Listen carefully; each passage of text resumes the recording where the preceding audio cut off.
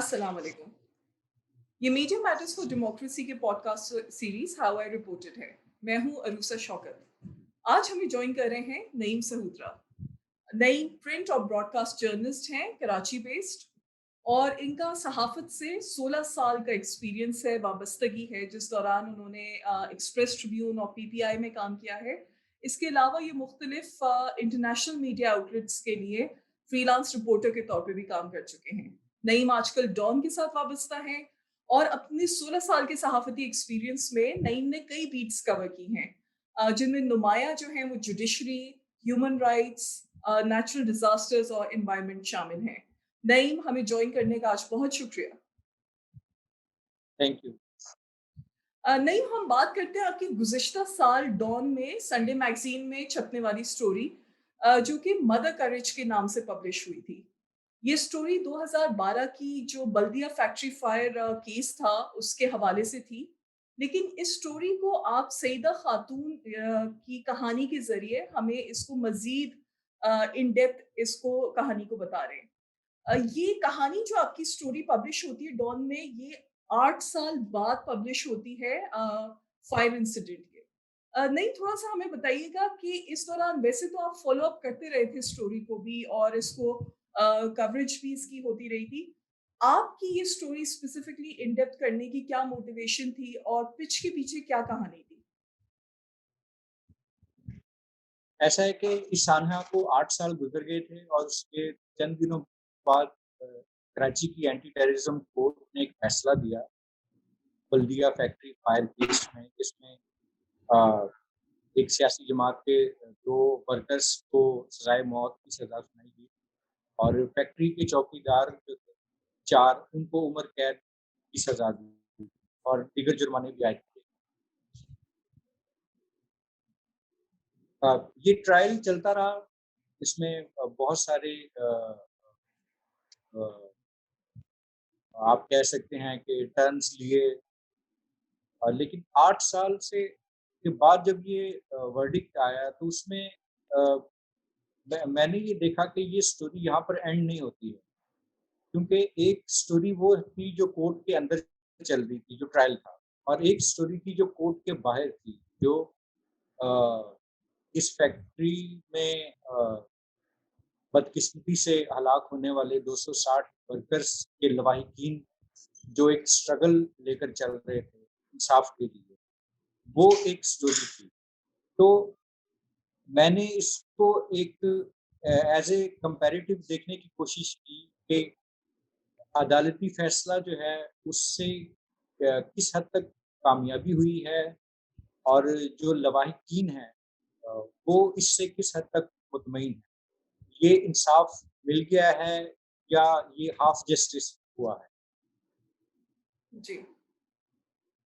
और नईम, आपकी जो स्टोरी थी इसमें सईदा खातून सेंट्रल कैरेक्टर है और उनके इर्द-गिर्द जो इंसिडेंट था, उसके चाहे लीगल पहलू था या दूसरे जो पहलू थे, उसको आप उसके इर्द-गिर्द बिल्ड कर रहे हैं उनकी स्टोरी के इर्द-गिर्द। ये ज़रा मुझे बताइएगा कि एक तो हमें थोड़ा-सा सईदा खातून के हवाले से भी बताइएगा, जो अफेक्टीज़ फैमिलीज़ थीं, इस इंसिडेंट के जो ट्रेजिक इंसिडेंट हुआ था। और इसके साथ जो उनकी ये एक तरह से फेस के तौर पे सामने आती रही इस स्ट्रगल के दौरान, आपकी स्टोरी में भी यही बताया जा रहा था। ये बताएं, ये फैसला कि सईदा खातून को स्टोरी में इतना अहम कैरेक्टर रख के और उनके इर्द गिर्द आपने स्टोरी जो बिल्ड की है, ये क्या एक ऑर्गेनिक फैसला था जो स्टोरी अगर आप करते रहें तो कवरेज के दौरान एज अ रिपोर्टर आपको ये फील हो कि ये एक नेचुरल नेचुरल प्रोसेस ही ये है कि सईदा खातून एक सेंट्रल वॉइस के तौर पे आए, या कुछ और भी फैक्टर्स थे जिसकी वजह से आपकी स्टोरी बहुत ज़्यादा फ़ोकस करके दिखाई देती है उन पर? देखिए, जैसे मैंने बताया स्टोरी के 2 पहलू हैं। कोर्ट में जो ट्रायल चल रहा था उसमें स्टेट के इदारे उसको लेकर चल रहे थे। रेंजर्स की प्रोसिक्यूशन थी, फिर प्रोसिक्यूशन डिपार्टमेंट था, जुडिशरी थी, पुलिस थी। ये सब लोग मिलके एक केस को चला रहे थे। दूसरी तरफ सईदा खातून जो हैं वो अकेली एक इसी केस को लेके चल रही थी और وہ اس سے کہیں آگے جا کر ان سے کئی اسٹیپ آگے جا کر وہ اپنی کوششیں جاری رکھے ہوئے. میں آپ کو بتا دوں کہ جب تک یہ ٹرائل چلتا رہا اس دوران شروع کے 2 سال میں جو فیکٹری کے مزدور تھے جو ہلاک ہو گئے تھے، ان کے لواحقین نے 2 سال تک انتظار کیا کہ کوئی انصاف ملے، کسی طرح سے کوئی ان کو ایک آسرا ملے. لیکن کیس اس طرح سے چل نہیں رہا تھا. تو انہوں نے یہ فیصلہ کیا کہ وہ خود سے اپنی ایک ایسوسی ایشن بنائیں گے، ایک کمیٹی بنائی انہوں نے، اسٹرگل جو ہے اس کو شروع کریں. خاتون ان کی اپنی کہانی بہت پینفل ہے. ویسے تو سب کی کہانیاں بہت پینفل ہیں. ان کا ایک ہی بیٹا تھا جو اس وقت غالباً 16 یا 18 سال کا تھا. وہ اس فیکٹری میں کام کرتا تھا اور وہ اس فیکٹری کی بیسمنٹ کے اندر سفوکیشن کی وجہ سے آ، آ، آ، موت کا شکار ہو گیا. بہرحال 2 سال تک انہوں نے ویٹ کیا. کچھ ٹرائل میں کچھ خاص پروگریس نہیں ہو رہی تھی. اس میں بہت سارے پولیٹیکل معاملات بھی انوالو تھے اور کچھ اور بھی مسائل. تو ان لوگوں نے اپنی ایکشن کمیٹی بنائی. اس کمیٹی نے وہ کام کیا جو شاید کوئی اور نہ کر پاتا. کے آئی کے ایک ریٹیلر ہے جو علی انٹرپرائزز سے اپنی مصنوعات بنواتے تھے اور جرمنی میں امپورٹ کر کے بیچتے تھے. جہاں پر ان کی اجرت جو فیکٹری کے ورکرس تھے وہ بہت کم تھی. حالانکہ یہ پروڈکٹس وہاں جرمنی کے اندر اور پھر دیگر انٹرنیشنل مارکیٹس میں بہت مہنگے داموں میں بکتی. تو انہوں نے پہلا قدم یہ اٹھایا کہ انہوں نے ایک کیس فائل کیا جرمنی کی ایک کورٹ کے اندر کے آئی کے خلاف کہ وہ پاکستانی لاز نہیں بلکہ جو انٹرنیشنل لاز ہیں ان کے تحت جو مزدور ہلاک ہو گئے ہیں ان کو کمپنسیٹ کیا جائے. اور یہ کمپنسیشن جو ہے اس انٹرنیشنل لیول کی ہونی چاہیے. اس کی کیلکولیشن وہی ہونی چاہیے اسی سطح پر جیسے باہر کے ممالک ہوتے ہیں، یورپ یا امریکہ میں. اس کوشش کا نتیجہ یہ ہوا کہ کے آئی کے نے بالآخر $1 ملین کی امداد ان فیملیز کے لیے دی. اور اس کے علاوہ تقریباً $5 ملین کی امداد بھی وہ بعد میں لینے میں کامیاب ہو گئے یہ ایسوسی ایشن والے. جس سے اب ہو یہ رہا ہے کہ ان کی جو پیرنٹس ہیں اور جو وڈوز ہیں ان کو منتھلی پینشن ملتی ہے. اس کی مختلف کیٹیگریز ہیں اور تاکہ ان کی کفالت ہو سکے. سعیدہ خاتون جو ہیں وہ کچھ این جی اوز سے انہوں نے ہیلپ لی اور وہ جرمنی کی کورٹ تک گئی. اس کے بعد سب سے امپورٹنٹ جو چیز تھی وہ تھی ان کا اٹلی جانا. وہ اٹلی کی کورٹ میں اس لیے گئے کیونکہ ایک اٹالین کمپنی رینا نے جو کہ ذمہ دار ہے پاکستان میں فیکٹریوں کی انسپیکشن کو سرٹیفکیٹ ایشو کرنے کی، انہوں نے اس حادثے سے چند روز پہلے ہی علی انٹرپرائزز فیکٹری کو ایک سرٹیفکیٹ ایشو کیا تھا کہ اس میں ورکرز کی سیفٹی کے حوالے سے تمام تر سہولیات موجود ہیں اور قوانین جو ہیں وہ لاگو کیے جا رہے ہیں. لیکن جب یہ سانحہ ہوا تو اس وقت پتہ چلا کہ فیکٹری کے جو گیٹس ہیں وہ لاک تھے. جو کھڑکیاں تھیں ان پر گرلز لگی ہوئی تھیں. شاید اس کا ریزن یہ تھا کہ وہ مالکان یہ سمجھتے تھے کہ کوئی وہاں سے چوری نہ ہو جائے، کھڑکیوں سے کوئی ان کا سامان چوری نہ ہو جائے. تو انویسٹیگیٹرز جو بتاتے ہیں اور جو ہیومن رائٹس ایکٹیوسٹ کہتے ہیں وہ اس فیکٹری کو ایک کیج کہتے ہیں، ایک کیج کی طرح جس کے اندر لوگ پھنسے ہوئے. آپ نے دیکھا ہوگا فوٹیجز سے کہ یہ دروازے جب آگ बहुत भड़क रही थी। फैक्ट्री से जब अ, आग के शोले बाहर निकल रहे थे, तो लोगों ने कुछ लोगों ने ये किया कि वो छत से जाकर किसी तरह से उन्होंने छलांगे लगाकर अपनी जान बचाने की कोशिश की। उनमें से कुछ ज़ख्मी हो गए, लेकिन खुशकिस्मती से उनकी जान बच गई। लेकिन बाकी 260 के करीब लोग, मर्द, ख़वातीन, उसमें नौजवान लड़के और लड़कियाँ और कुछ अंडर एज भी लोग थे। अ, वो उसमें झुलस कर या सफोकेशन से मर गए। नहीं, ये जब आप स्टोरी कवर भी कर रहे थे, गुज़िश्ता 8 साल से भी इसको आप देख रहे थे। ट्रॉमा रिपोर्टिंग जब भी करते हैं तो उसमें रिपोर्टर्स क्या, जब भी हम रिपोर्टर्स से बात करते हैं कि अपने रिपोर्टिंग प्रोसेस के हवाले से स्पेशली ट्रॉमा इवेंट्स की, उसमें एक ख़ास पहलू ये होता है कि सोर्सेज़ को आप अप्रोच कैसे करते हैं, कौन-सा मुनासिब वक़्त होता है अप्रोच करने का, उनको बात करने का तरीका और रज़ामंद करने का। अ, अब जब आपकी ये स्टोरी शाया हुई थी तब तक तो काफ़ी फैमिलीज़ भी और जो आप बता रहे थे कि एसोसिएशन थी, वो भी ख़ासी एक्टिव थी। लेकिन कभी भी आपके रिपोर्टिंग प्रोसेस के दौरान जो एथिकल कंसिडरेशंस होती हैं ट्रॉमा इवेंट्स को कवर करते हुए भी, उसमें भी कुछ आपको ख़्याल रखना होता है फैमिलीज़ से बात करते हुए, जब वो अपने प्यारों को याद करते हैं या जो ख़ास चीज़ें आपको सवालात के बारे में भी आपको कुछ चीज़ों का ख़्याल रखना पड़ता है। आपका एक्सपीरियंस कैसा रहा था? इसीलिए आपकी स्टोरी में आप कई फैमिली से भी बात कर रहे हैं। ये बड़ा मुश्किल होता है किसी भी रिपोर्टर के लिए कि जब वो ड्रामा या डिज़ास्टर के दौरान अफ़ेक्टेड लोगों के इंटरव्यूज़ कर रहे होते हैं। अब मुश्किल ये होती है कि आपको उनकी बात पहुँचानी भी है, लेकिन वो कभी राज़ी भी होते हैं, कभी राज़ी नहीं होते। तो आप कैसे उस पे रिपोर्ट करें?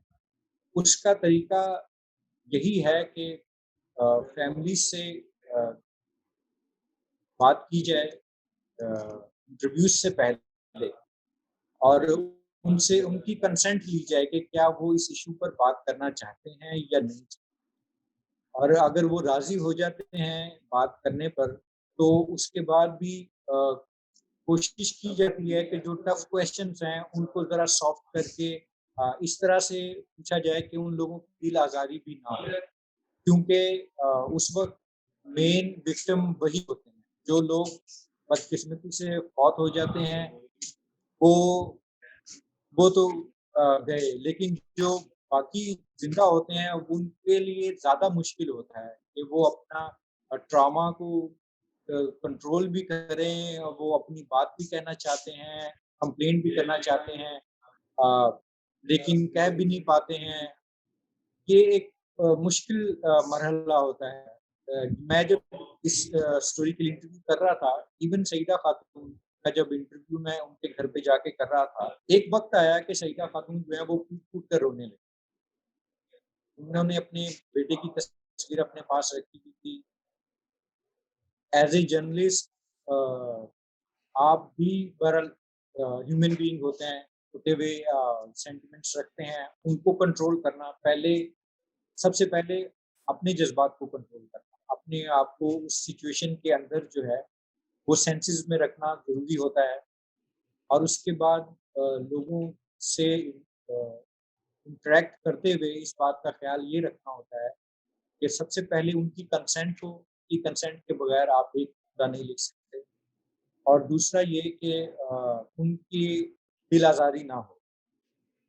टफ़ क्वेश्चन्स भी अगर पूछने हैं, तो वो इस तरह से सॉफ्ट तरीके से पूछे जाएँ कि वो उनको वो हर्ट भी ना हो और वो अपनी बात भी कह सकें। सही। नहीं, आपकी जो ये स्टोरी थी खासी तफसील से ना सिर्फ इस स्पेसिफिक एटीसी की जो वर्डिक्ट आया था उसके पोस्ट द वर्डिक्ट है, ये पास्ट में भी जाती है। हमें एज अ रीडर या कोई ऐसा शख्स हो जिसने इसको फॉलो उतना डिटेल में ना कर पाया, तो आप 8 साल की भी तफसील देते हैं मुख्तलिफ एंगल से। तो इसमें आप हमें लीगल बैटल के बारे में भी बता रहे हैं, आप इनकी स्ट्रगल इंटरनेशनल प्लेटफॉर्म्स के बारे में भी बता रहे हैं, آپ ILO کنونشنز کے بارے میں بھی ذکر کر رہے ہیں، پولیٹیکل ایشوز اور ادھر سے جو کمپلیکیشنز اور پریشرز ہیں، فیملیز جو ٹراما فیس کر رہی ہیں، گویا آپ کے پاس کافی ایسپیکٹس ہیں، کافی اینگلز ہیں جن کو آپ ایکسپلور کر رہے ہیں۔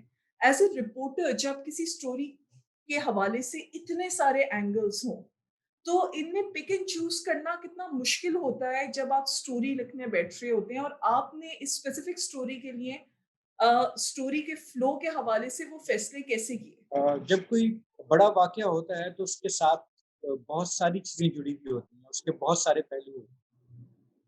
تو اس میں ایز اے جرنلسٹ آپ کو یہ تھوڑا سا دیکھنا ہوتا ہے کہ اس میں ہیومن اسٹوریز جو ہیں وہ اس پہ فوکس کریں، اور سائڈ لائنس کے اوپر جو باقی ایشوز ہیں ان کو بھی ڈسکس کریں۔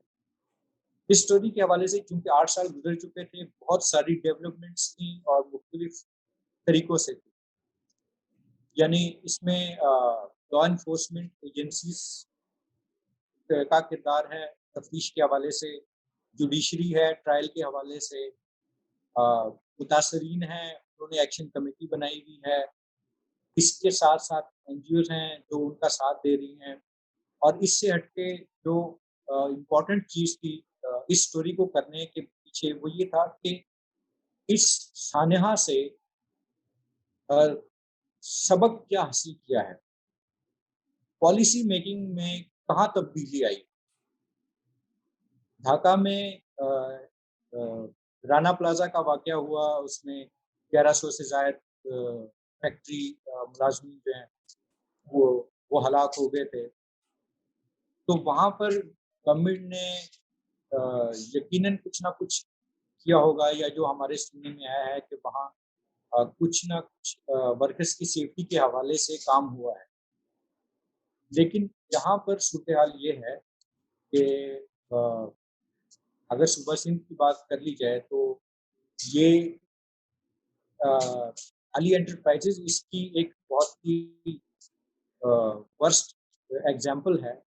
ایک انٹرنیشنل کمپنی تھی اٹیلین جنہوں نے اس کو سرٹیفائی کرنا تھا ورکرس کی سیفٹی کے حوالے سے، اس کی انسپیکشن کے حوالے سے، اور وہ سرٹیفکیٹ جو بعد میں انویسٹیگیٹ کیا جرنلسٹ نے تو پتہ چلا کہ وہ سرٹیفکیٹس چند ہزار روپے دے کے فیکٹری مالکان خرید لیتے ہیں۔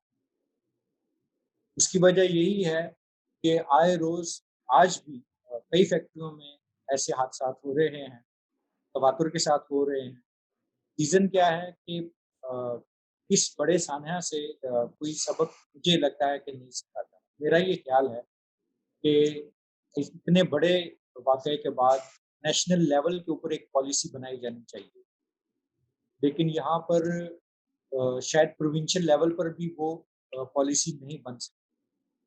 جو ایک چیز اچھی ہوئی ہے لواحقین کی اسٹرگل کی وجہ سے وہ یہ ہے کہ ILO انٹرنیشنل لیبر آرگنائزیشن جو ہے اس کی 100 سالہ تاریخ میں پہلی مرتبہ یہ ہوا ہے کہ کسی انڈسٹریل حادثے میں جہاں بک ہونے والے لوگوں کے لواحقین اور فیکٹری مالکان اور ان کے بائرس جو ہیں ان کا ڈائریکٹ ڈائلاگ ہوا ہے۔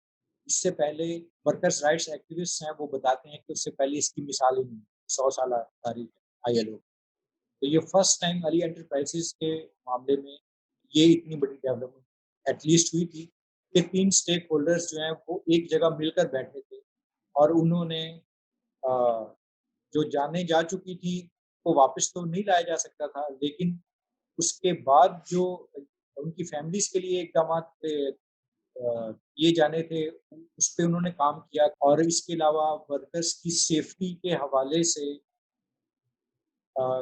کچھ ڈائلاگس چل رہے ہیں، لیکن میرا خیال ہے کہ شاید ابھی تک وہ مکمل طور پر امپلیمنٹ نہیں ہو سکے ہیں۔ نہیں، تھوڑا سا رپورٹنگ کا جو آپ کا ایکسپیرینس تھا اس پہ بات کرتے ہیں۔ یہ آپ نے کافی تفصیل سے اس پر رپورٹنگ بھی کرتے آئے ہیں اور کافی وقت سے بھی آپ کر رہے تھے۔ یہ بتائیے گا کس قسم کی دشواری فیس کی آپ نے رپورٹنگ پروسیس میں؟ کیا کسی مرحلے پہ ایز اے رپورٹر آپ کو کسی قسم کا خطرہ اپنے حوالے سے محسوس ہوا؟ किसी किस्म की इश्यू को कवर करते हुए इस स्टोरी के लिए? क्रिमिनल ट्रायल्स में तो हमेशा से ये खदशा रहता है रिपोर्टर्स के लिए कि जिसका ट्रायल चल रहा है, उसके ऊपर सीरियस एलिगेशंस हैं और वो किसी तरह से बैकलैश हो सकता है, आप भी उसका टारगेट हो सकते हैं। इसमें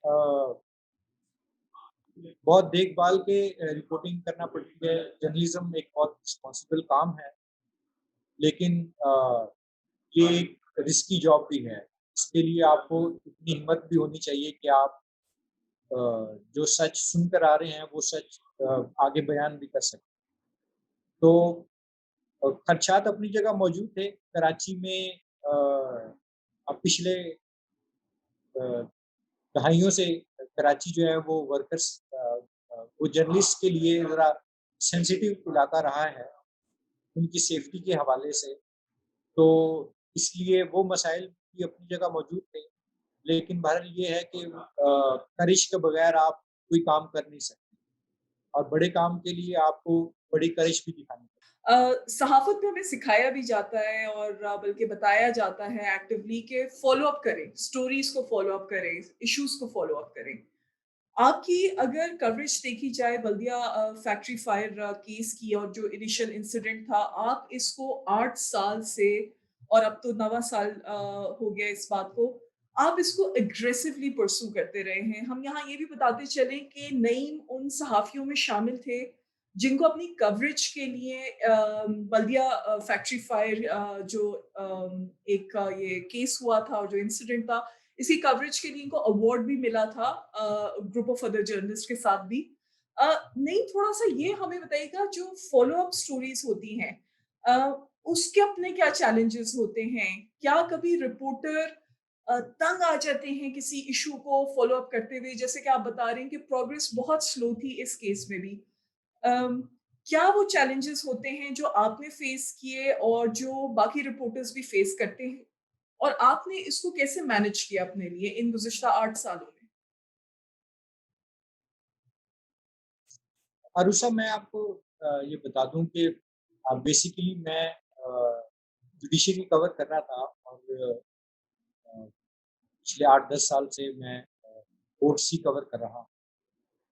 लेकिन मैंने ये देखा है कि बहुत सारी जो स्टोरीज़ हैं, वो कोर्ट के फैसले पर ख़त्म नहीं हो जाती, उससे आगे भी कहानी चलती। लेकिन हमारे यहाँ ट्रेंड ये है कि कोर्ट की स्टोरीज़ जब कवर कर रहे होते हैं लोग, तो वो ट्रायल शुरू होने से लेके ट्रायल के एंड तक उसके वर्डिक्ट को रिपोर्ट करते हैं और उसके बाद इससे अगर एक कदम आगे बढ़ें तो वो उस फैसले के ऊपर एक तज्ज़िया लिख देते हैं एंड दैट्स इट। लेकिन ह्यूमन एंगल जो होता है वो उससे एक कदम और आगे बढ़कर जो है ना वो उस पे काम नहीं। तो इसलिए मैंने सोचा कि ये अ स्टोरी कोर्ट के वर्डिक्ट के साथ खत्म नहीं हुई है, बल्कि अभी एक एक स्टोरी है जो अभी एक कंटिन्यूएशन में है, क्योंकि जो लवाहिकीन हैं हलाक होने वाले मजदूरों के, वो ये कह रहे हैं कि फैक्ट्री के मालिकान जो हैं उनको कोई सजा नहीं दी, उन पर कोई एक्शन नहीं है। हालांकि वो इस फैक्ट्री के और इन प्रीमिसेस के जिम्मेदार हैं। उनकी ज़िम्मेदारी थी वो वर्कर्स की सेफ्टी को यकीनी बनाते। उनकी ये भी ज़िम्मेदारी थी कि अगर कुछ और मसाइल भी वो पेश आ रहे, जैसे कि इस केस में सुना गया कि वो भत्ता माँगा जा रहा था, तो वो उन चीज़ों को कैसे टैकल करते और अपने वर्कर्स की सेफ्टी जो है वो उसको प्रायोरिटी देते। क्योंकि ये वो लोग हैं जो उनके लिए काम करते हैं और उनके लिए अ अ, मिलियंस एंड मिलियंस का प्रॉफिट्स और रेवेन्यू लेकर आते हैं। मेरा ख्याल है कि ये इसका जो फॉलो अप है वो बहुत सारे केसेस हैं जिसमें फॉलो अप होना चाहिए। ट्रेंड बहुत कम है, लेकिन बहुत सारे जर्नलिस्ट दोस्त हैं वो इस तरह की स्टोरीज करते हैं। नईम, आखिर में आपसे ये भी बात करना चाहेंगे, आपका इतना एक्सपीरियंस है सहाफ़त में, आपने बीट्स मुख्तलिफ़ कवर की हैं, मुख्तलिफ़ इदारों में काम किया हुआ है। अब आप सहाफ़त में अगर आप हमारी लोकल न्यूज़ मीडिया इंडस्ट्री देखते हैं, किस किस्म की सहाफ़त आप देखना चाहते हैं या किस किस्म की सहाफ़त की आप कमी देखते हैं? ज़ाहिर है कॉलीग्स भी हैं, फ़ील्ड पे भी मुलाकात होती है या आप खुद भी देखते हैं और करना चाहते हैं? इसके बारे में आपके क्या ख़यालात हैं? इन्वेस्टिगेटिव काम की इस वक़्त सख्त ज़रूरत है। मेरी ये ज़ाती राय ये है कि यहाँ यहाँ इवेंट रिपोर्टिंग ज़्यादा हो रही है। इलेक्ट्रॉनिक मीडिया जो है वो इसकी एक मिसाल है और इसी तरह से प्रिंट मीडिया में बहरहाल तब ये किसी हद तक मौजूद है कि इन्वेस्टिगेटिव रिपोर्टिंग ये मुश्किल है। इसमें टाइम कंज्यूमिंग है, इसमें आपका लेगवर्क शामिल होता है, इसमें आपकी रिसर्च शामिल होती है। इसके लिए आपको लोग ढूँढने पड़ते हैं और लोगों को ये देखना पड़ता है कि वो कितने ट्रस्टवर्दी हैं। ये सारी चीज़ें इसमें इन्वॉल्व होती हैं, तब जाकर इन्वेस्टिगेटिव रिपोर्ट बनती है। इन्वेस्टिगेटिव रिपोर्टिंग का रुझान बदकिस्मती से अ, कम होता जा रहा है पिछले 15-16 साल से, जो मैंने अपने करियर में देखा है। जब हमने शुरू किया था तो बहुत ज़्यादा इन्वेस्टिगेटिव काम होता था, अब वो ट्रेंड कम होता जा रहा है और शायद यही वजह है कि अ, मीडिया जो है, कन्वेंशनल मीडिया जो है, वो अ, किसी हद तक जो है वो अपनी अफ़ादियत को खोता जा रहा है। और आपने देखा होगा कि सोशल मीडिया जो है, उसपे सही चल रहा हो या गलत चल रहा हो, वो बहरहाल कन्वेंशनल मीडिया का एक कॉम्पिटिटर बनकर सामने आ गया है। उसकी वजह यही है कि वहाँ पर चीज़ें बहुत सारी ऐसी चीज़ें हैं जो अ अ, हमें न्यूज़ मीडिया में नहीं दिखती हैं, लेकिन सोशल मीडिया पे मिल जाती हैं। पंजाब सिंध या सरहद या बलूचिस्तान के दूर-दराज़ गाँव में किसी बच्चे पे तशद्दुद हो रहा है, किसी गरीब हारी के ऊपर तशद्दुद हो रहा है, किसी खातून पे तशद्दुद हो रहा है, उसकी वीडियो वायरल होती है, तो उसके बाद फिर मीडिया उसके पीछे जाता है। हालाँकि और वो भी उसकी इवेंट रिपोर्टिंग की हद तक, उससे आगे लोग नहीं सोचते। कराची में एक वाक़या हुआ था, एक टॉवल फैक्ट्री में बॉयलर ब्लास्ट होने से 8 से 7 लोग मर गए। तो जब एक जर्नलिस्ट ने इन्वेस्टिगेट किया तो पता चला कि इस वायलेशन का फाइन जो है वो कोई 2000 रुपए या 4000 या 6000 रुपए। आपने कवानीन को अपडेट नहीं किया, जुर्माने नहीं बढ़ाए। जब जुर्माने नहीं बढ़ाएँगे, जब डेटरेंस नहीं होगी तो फिर कवानीन की वायलेशन होती ही रहेगी, रुकेगी नहीं। इसी नोट पे नईम, जैसे कि आपने कहा कि इन्वेस्टिगेटिव रिपोर्टिंग पर ज़्यादा ज़ोर की ज़रूरत है और इवेंट बेस्ड रिपोर्टिंग जो है वो ख़ासी नज़र आती है, फ़ॉलो अप्स नहीं होते हैं। इसी नोट पे नईम, हम आज की गुफ्तगू का इख्तिताम करते हैं। बहुत शुक्रिया, आपने हमें टाइम दिया और अपने रिपोर्टिंग प्रोसेस के बारे में भी हमसे बात की। आप सबसे फिर अगले एपिसोड में मुलाकात होती है। खुदा हाफ़िज़।